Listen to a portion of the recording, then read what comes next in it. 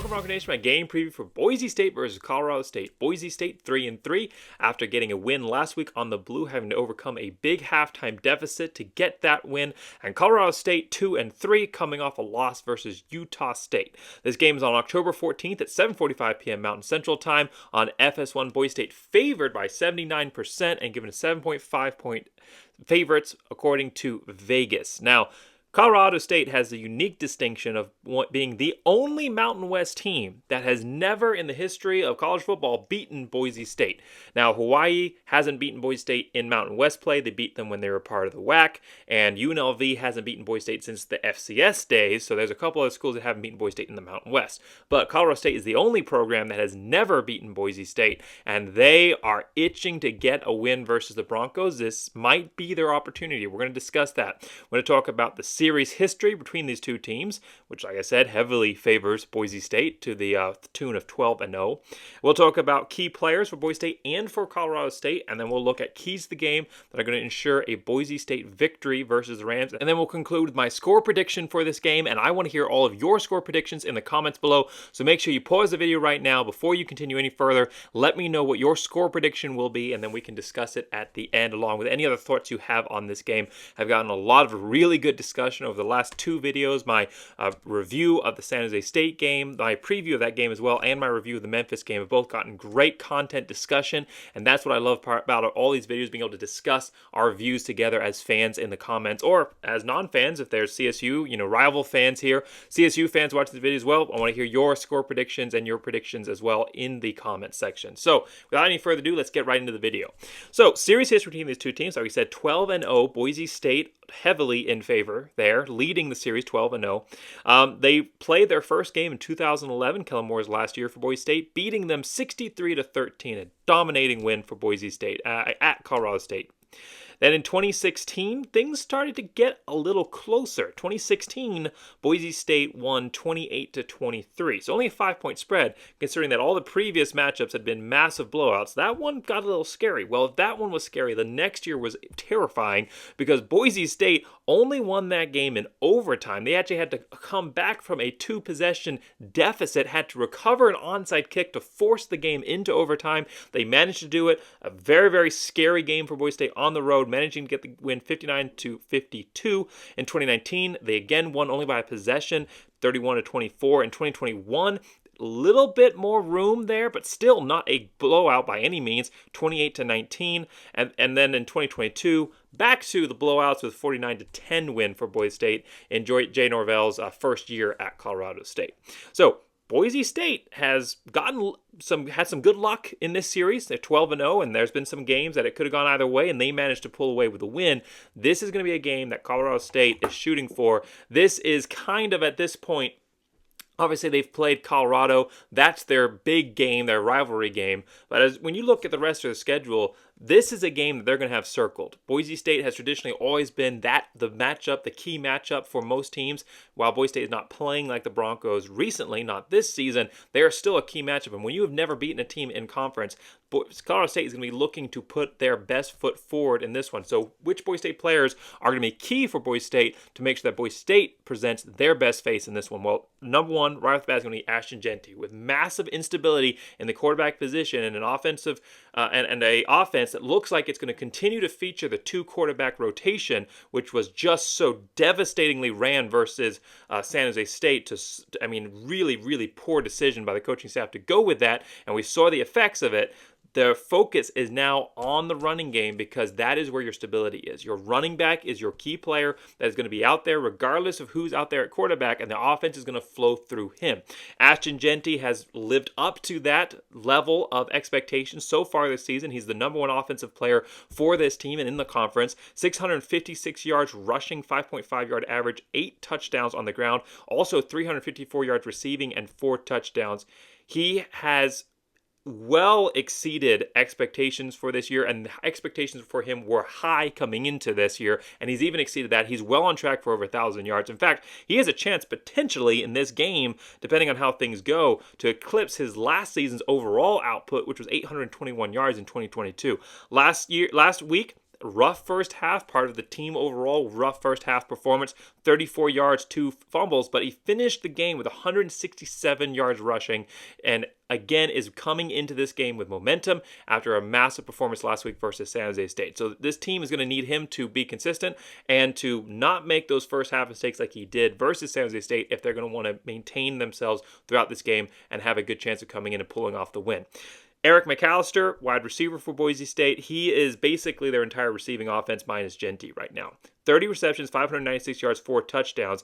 Ashton Genty also 354 yards receiving himself. But if you take Ashton Genty out of the equation and you just look at all the other receivers, tight ends, running backs, whatever, who have caught a pass for Boise State this season, Eric McAllister has more receiving yards than every other player on the roster, minus Genty, combined.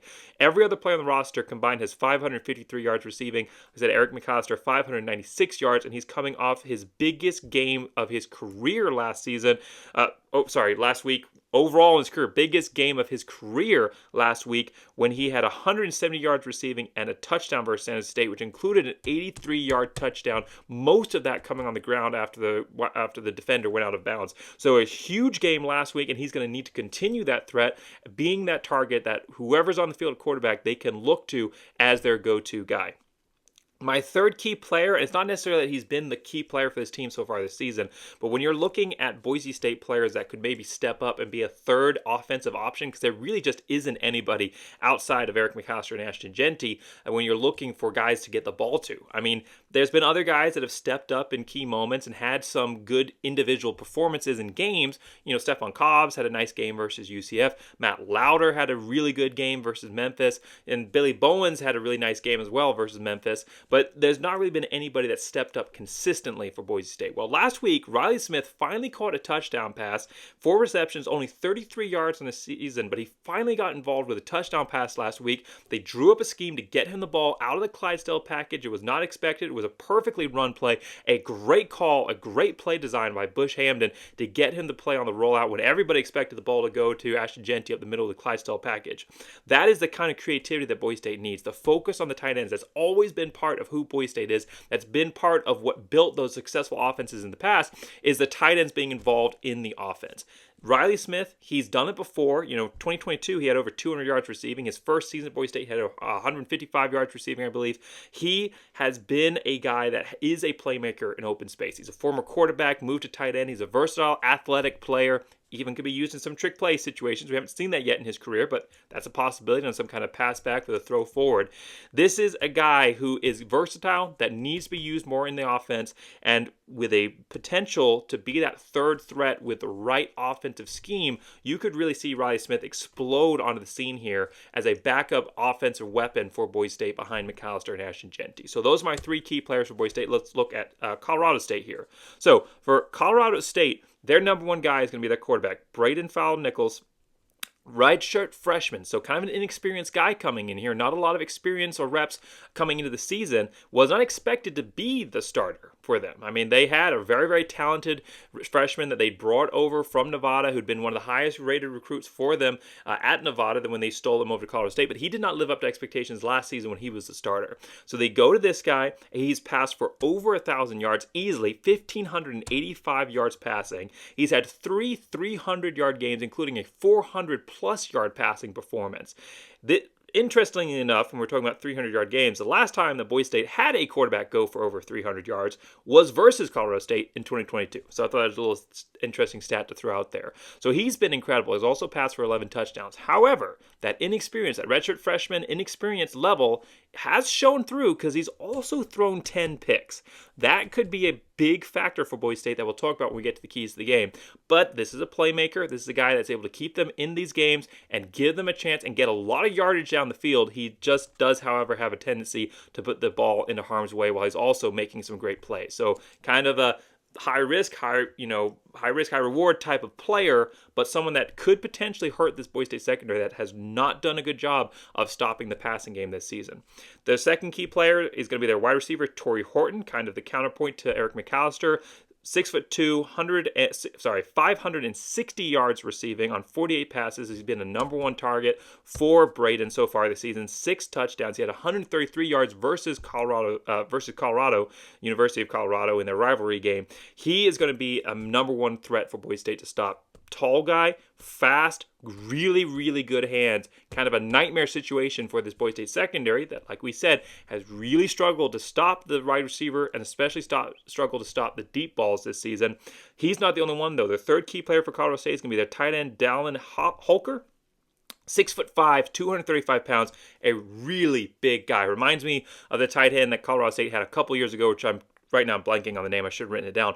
But he has been the second receiver for Colorado State, the counterpoint there to Torrey Horton. 32 receptions for 412 yards, 5 touchdowns. He also had 109 yards and 2 touchdowns versus Colorado. So whereas Boise State really only has one guy outside of Ashton Jeanty, one wide receiver, one regular receiving threat they can go to, Colorado State's got 2 number one receiving targets that they can go after that they've distributed the ball to throughout the season, and Boise State's going to have a really tough time stopping these guys, especially with the inexperience there at linebacker. DJ Schramm was out last game. He's been off and on since the UCF game where he took a shoulder injury. We don't know how healthy he's going to be in this game, so it's going to be down to Boise State's backups who have done a good job. Simpson, not backups, but the younger guys who have stepped up and played an incredible role. Ronnie and Simpson have both done a great job, but they are young guys, and they're having to go up against a tight end like this. Wide receiver is going to be more of a secondary problem, but the tight end, that usually falls on the linebackers to cover.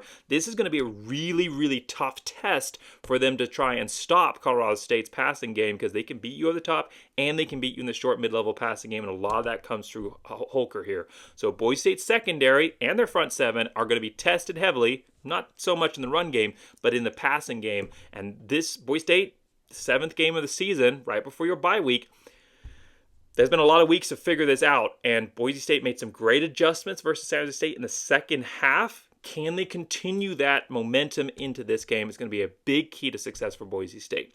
So, talking about keys, let's get to the keys to the game. Number one key for Boise State, and this, I promise this is the last time that I'll mention this because at this point it kind of feels like spitting into the wind, but stop the madness.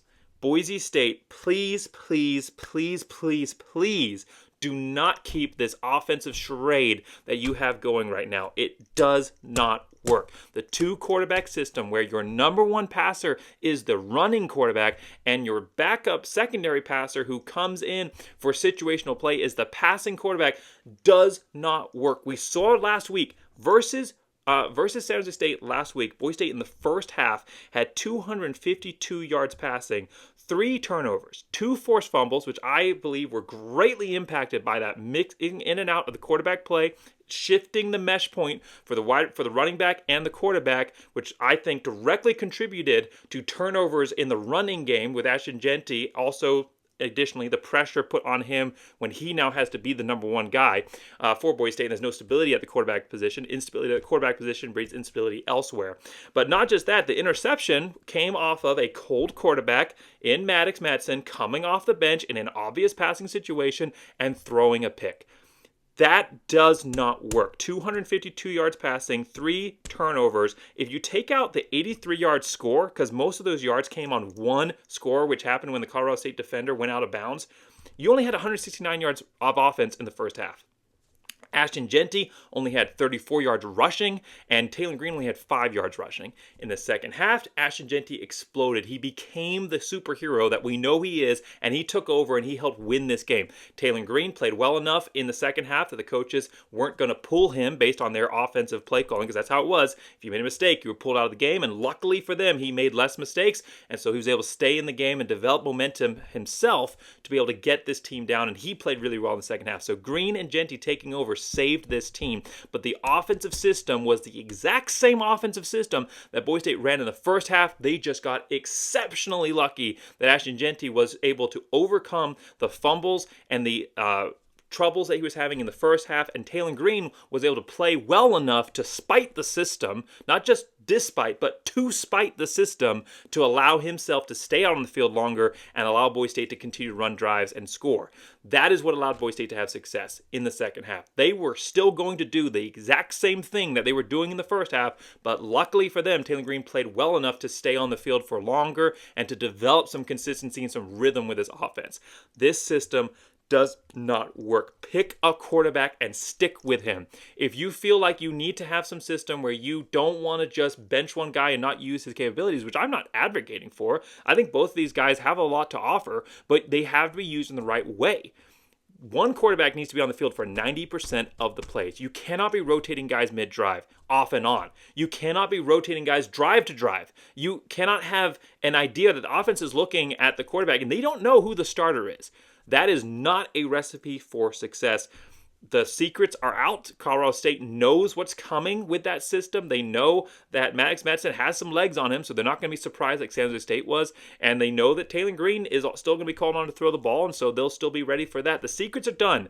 This system is going to lead to Boise State losing this game if they run it, and it's going to lead to Boise State losing a lot of other games down the stretch. It is the worst decision I have ever seen made by a Boise State coaching staff in my entire life of watching Boise State games regularly, and I've watched every single one, not just the ones that came out after I was alive, but also the ones that came out before I was born, because I have all the tapes and I've watched them. So these Boise State teams of the past have never run a system like this, and no other college football team has ever run a system like this because it's absolute madness. This system does not work. Do not run it. Please, please, please let the madness end and run a system that's going to lead to success for this team, which is one quarterback as your clear starter. If that's Maddox Madsen, that would actually be the perfect situation because he's the most, not that Taylor Green does not have the capability to start. He does. He's an incredible talent, but this offense is not attuned to him. Running to Maddox Madsen, he's the guy that most fits into this offensive scheme that's built for a quarterback like him, a pocket passing quarterback, and using Taylor Green as a situational guy for a short yardage or red zone attempts is a perfect scenario. If you're going the other way with Taylor Green, great. Using Maddox Madsen for kind of like a Montel Cozart role where you put him out there and maybe he throws the ball, maybe he runs the ball, but it's not a 60-40, 50-50 kind of split. And you are primarily using him as kind of a gimmick play, almost like a trick play, and it's not something you're seeing used every single drive or potential to come out every single drive throughout the game. The system that is playing right now does not work. Boise State needs to go away from it. The fact that Boise State coaches still were indicating at the end of the last game that they liked this system, they thought it would work, the fact that they won the game seemed to vindicate to them that the system worked. It didn't. That should have been an obvious indication to you that your system failed because the first half was what your system did. The second half was what your players were able to do despite the system. So again, end of my rant, off of my soapbox. I will not mention this as a key. I will continue to discuss how this system is horrible and doesn't work, unless Boise State somehow miraculously proves me wrong, in which case I will eat the humble pie and accept the fact that I was wrong on the fact that the system never will work. But this is the last time I'm going to make it a key to the game. It was a key to the game last week. It's a key to the game this week. I said it'd be a key to the game in my review video. I will not say it as a key to the game again, but for the last time, please, please, please stop doing this system. It does not work, and it's absolute madness. Okay, key number 2 for Boise State. Shift focus from the wide receivers. Obviously, Boise State's wide receivers have had issues. Those numbers I laid out are not just indication of how great McAllister is, and he is. He's one of the great wide receivers to come through Boise State, just like the long lineage of fantastic wide receivers that have come through this program.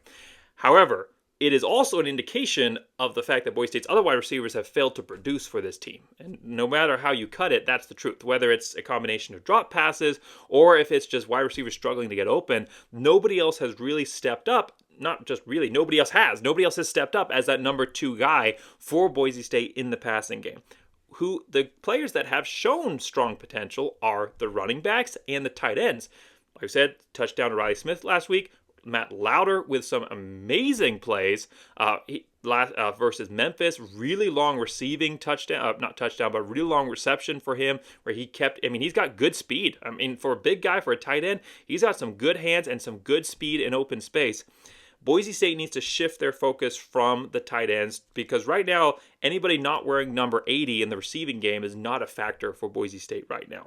Shift the focus onto the tight ends, shift the focus onto the running backs. Boise State's already running this run-heavy focused offense anyway. Ashton Genty's your number one guy. You're going to be funneling the offense through him. You already have a system set up where you're going to see multiple tight ends on the field, multiple running backs in the backfield. We've seen that so far this year.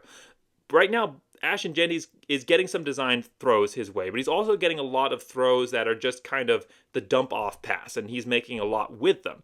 Boise State should really be focusing their offense on McAllister as their deep wide receiver, typical wide receiver, mid-range deep threat, but really starting to bring out the tight ends and running backs as more of that go-to focus for the passing game. Focusing the passing game on getting the ball to these tight ends and running backs versus making them a little bit more of an afterthought or an alternative to the passing game, making them the main primary threat, and maybe opening up some opportunities for the over-the-top throws to guys like Bowens, McAllister, even Strawn on these deeper routes as the defense has to suck in to defend against both the run, which they're already having to do, and also against the potential for the mid-range pass to the tight ends and the running backs. So I think Boise State has a really good opportunity here.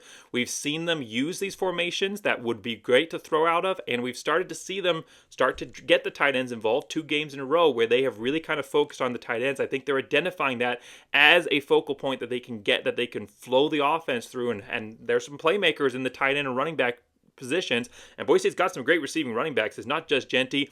Dubar had a nice catch. Crow has had some nice catches, but he's also had great catches before. I mean, he had a one-handed catch last year. So these are guys that have the capability to be involved in the receiving game. I think Boise State, with the kind of disappointing showing by the wide receivers, should start focusing their offense on passing to the tight ends and running backs, and kind of using the wide receivers as that secondary option for the passing game, which will open up more as Boise State goes towards this mid-level short passing game. And also, other benefit, as you rotate your quarterbacks in and out, like I think Boise State's going to continue to do, as you rotate your quarterbacks in and out, having those short passing opportunities will help get them into the game flow and give them easy passes when they're going to be coming off cold, versus having to rely on throwing that deeper pass to a wide receiver where the defense already knows the ball is going to be going anyway. So if you're going to be saying with this madness, having those shorter, quicker options available to you will help the quarterback settle into the game in those cold moments when they come in off the bench. Third key for Boise State, and I've kind of mentioned it already, is forcing those turnovers. This is a Colorado State team that throws and drops a lot of turnovers for the opposing team. They are the number 1 most turnover-prone team. Out of 130 FBS teams, they are 130th in most turnovers lost this season, and that's being the further back on that number is the worst. So they're number 1 in turnovers lost this season. They have thrown 11 interceptions, then they have 4 fumbles in only 5 games. That is very, very impressive to throw 11 picks and 4 fumbles in only 5 games. Very, very impressive stat for Colorado State, and not in a good way. Boise State, on the other hand, however, has not been good at forcing turnovers. This is kind of one of the worst Boise State turnover teams that we've seen, and especially under Andy Avalos, who came in and really kind of changed the offensive scheme with Spencer Danielson to be more turnover focused. What we've seen in the past years is Boise State teams that gave up a lot of yardage in between the 20s, but were good at forcing turnovers. We haven't seen that this season. Boise State has given up the yardage, but they haven't forced a lot of those turnovers. They've been gifted some, and there have been some forced turnovers, but it's not been consistent, and there's not a high number of forced turnovers this season. Only 3 picks and 4 forced fumbles this year. If you consider the fact that 2 of those interceptions came versus UCF, and 2 of those forced fumbles came versus North Dakota, in 6 games, Boise State then only has 1 interception and 2 forced fumbles through the other 5 games. So, again, 2 interceptions versus UCF and 2 forced fumbles versus North Dakota. In the other 5 games, that only leaves 1 pick and 2 forced fumbles. This has been a defense that has really struggled to actually be effective at forcing turnovers this season. That's not to be surprising with so many great turnover guys leaving the team. Ezekiel Noah, who had some nice picks and some nice forced fumbles. Obviously, J.L. Skinner, who was really kind of the heart and soul of that turnover defense last season. Boise State really lost a lot of those big guys, Tubner, LaBeouf, and I'm not going to name every guy that left the team, but they lost those key guys. Now, they have some young faces on this team that are developing and playing very nicely and getting much better as the season progresses, but we haven't seen the turnover kings start to rise up again this season. And this would be a game to start to establish some of that momentum, and Colorado State's definitely going to give you opportunities. It's just going to see whether or not Boise State is able to capitalize on those. Turnovers might be key to Boise State being able to get this win. So, summary overall, what do I think for Boise State? Well, Colorado State's allowed a lot of passing yards, but not a lot of rushing yards per game this season. 333 yards passing per game, only 145.4 yards rushing per game. So while they've been very vulnerable versus the pass, they haven't been great versus stopping the run. Unfortunately, that's not great news for Boise State because they have not been good in the passing game this year. That's not been where they've had their strong point. Their strong point has been in the running game, and that kind of seems to be Colorado State's strong point when it comes to stopping teams. Colorado State is much stronger than a lot of people give them credit for. I think a lot of fans are looking at this game as a gimme win for Boise State, one of the few left on the schedule. You look at the Wyomings, the Air Forces, the Fresno States, those games got to terrify you and keep you up at night as potential losses, but Colorado State, New Mexico, I mean, these are games that look like Boise State could get that win and at least get to a chance of getting to, bowl eligibility in a season that has really seemed to start to go off the rails. Unfortunately, I don't think Colorado State is going to be that easy.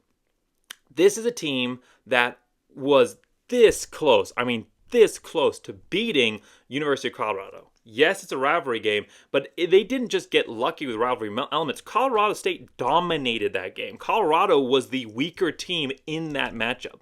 Colorado State, from really beginning right to the last few minutes of the fourth quarter, they looked like the stronger team. Jay Norvell had some really horrible coaching moments that allowed Colorado to come back into that game, and then in overtime, some additional terrible decisions that allowed Colorado to win that game. But Colorado State was really close to being a 3-2 program with a win over Colorado, and with that confidence builder and win in their pocket, maybe they don't lose to Utah State. It's all maybes and what could have what ifs. But Colorado State, story told, was a good program, and they also are very, very strong in the element that Boise State is the weakest, and they haven't seemed to get better throughout the season. They've had player personnel changes, they've had scheme changes, but they haven't seemed to get any better at stopping the passing game, except for the second half last week versus San Jose State. That has given me hope in Spencer Danielson and what he can do with this team. If he can make those adjustments and come in with a game plan that counters Colorado State with the momentum off of San Jose State, we have a really good chance of winning this one. But Colorado State is ready to get this win. Jay Norvell knows how to beat Boise State, and this Colorado State team, I think, is better than the Nevada team that managed to beat Boise State on the blue, and we have to go to their home. Boise State right now is an absolute wreck. We have no idea what this offense is doing. The players don't know what's going on. Their uncharacteristic turnovers are happening. The quarterback situation has no stability. The team is really shaky and headed for a rock right now. And Colorado State, their fan base and this team are ready for a win. They are hungry for this. I'm not going to say this is their Super Bowl because they had their Super Bowl when they played Colorado.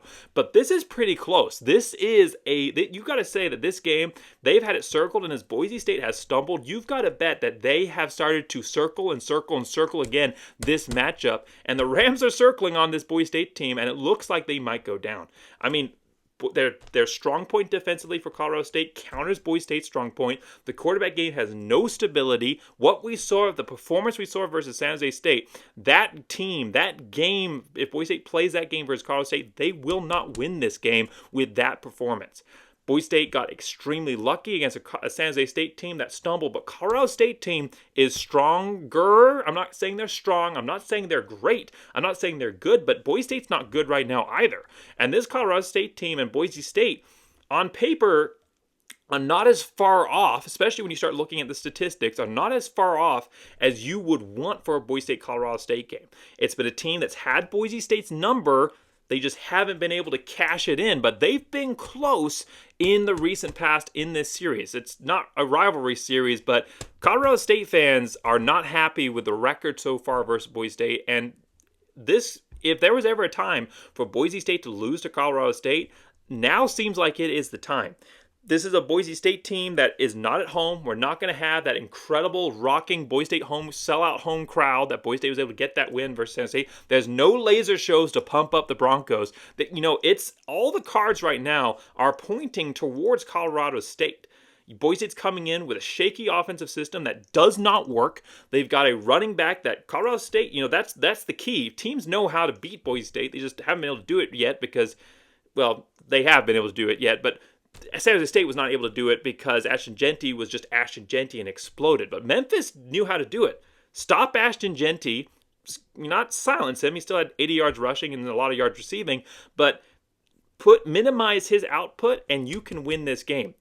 Now, you add into that factor a quarterback room that is in absolute turmoil right now and an offensive system that is not, I don't even consider what Boise State's running right now a system. I mean, it is just coaches throwing players at the wall and hoping that one of them will make a play and make it stick.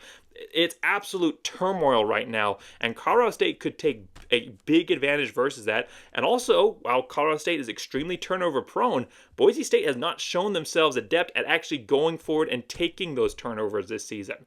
So everything seems to be rolling for. I know that ESPN is giving Boise State almost an 80% chance of winning it. I know that Vegas is giving them a touchdown win, but this Boise State team, for ESPN and Vegas, I don't think are watching a lot of Boise State's games. Anybody watching Boise State right now knows that they are in trouble. Can Boise State win this game? Absolutely. Am I hoping that they win this game? Yes. Am I predicting that they do? No, I'm not. Right now, I have zero confidence in Andy Avalos after what I've seen really coming into the Memphis game and rolling through that game to San Jose State with the decision-making that I've seen exhibited at the top of this coaching staff. I do not have confidence right now that this team is going to be able to go on the road and beat a Colorado State team that is well coached. Jay Norvell is a great coach for this program, one of the best coaches in the Mountain West. It's going to depend on which Colorado State team shows up. If it's the Colorado State team that showed up versus Utah State, Boise State can win this game. If it's the Colorado State team that showed up versus Colorado, this is a team that can be prepared for the big game. This is the big game. This is one of the big games for Colorado State this year. And if they show up like they did versus Colorado, Boise State's not going to win this game, and I think they're going to. When I was watching that Colorado game, even while I still had some confidence that Boise State would be able to pull this off and have a good season, at that point, I was still worried about this game. Now, after the nosedive that Boise State has taken, I am absolutely convinced that this game is not going to be one that Boise State wins.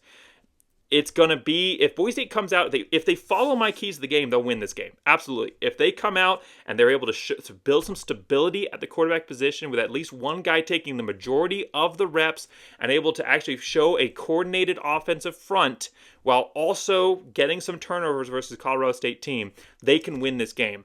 But what I saw last week versus San Jose State and the coach's decisions to continue to run that offense based on all available evidence right now. I'm shooting this video on a Sunday, very late Sunday night. So maybe some things change over the week and the coaches come out in a press conference and say, you know what, that was a horrible decision. We're never going to do that again.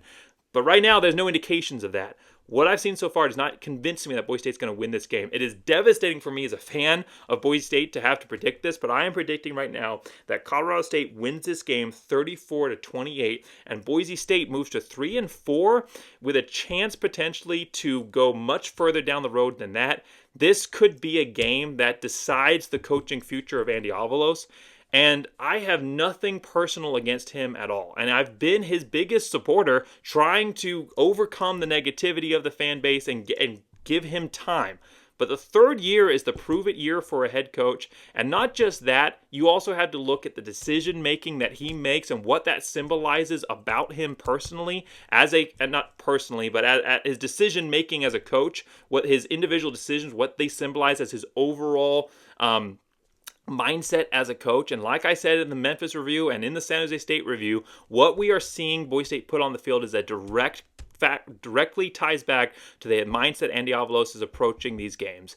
This is not a good sign for Boise State. I am devastated that I'm predicting this, and I am praying like everything that I am 100% wrong and that I get to come on my review show and say, thank goodness I was completely off on this. Boise State looks great and they got the win.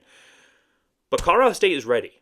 Jay Norvell is ready, and they have an offense that goes perfectly against our weaknesses while also countering our strengths.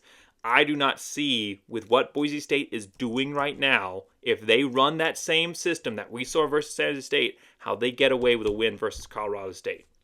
That's my prediction. I am looking forward to the discussion and debate with you in the comments section, and I'm hoping that I'm the only one thinking this. I really am hoping that I am the vast minority right now, that the rest of the fan base is thinking a win, and that I'm the one guy on the sideline going, I think this is a loss, because that might indicate that I'm completely off on this, and I really hope I am. I hope this is the worst prediction I've ever made. I hope that I have no idea what I'm talking about right now. I really hope that's what's happening. But based on all the analysis, looking at this game, the analysis says to me that Boise State loses this one.